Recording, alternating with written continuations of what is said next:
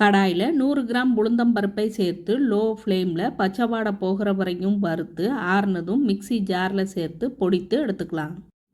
பவுலில் பொடித்த உளுந்தம்பருப்பு, 100 கிராம் கடலை மாவு, 1/2 டீஸ்பூன் ஆப்ப சோடா, தேவையான அளவு உப்பு, 3 டேபிள் ஸ்பூன் எண்ணெய், சிறிதளவு தண்ணி சேர்த்து பூரி மாவு பதத்திற்கு மிக்ஸ் பண்ணி 10 நிமிஷம் ஊற வைத்து 10 நிமிஷம் கழித்து இது மாதிரி ரெடி பண்ணி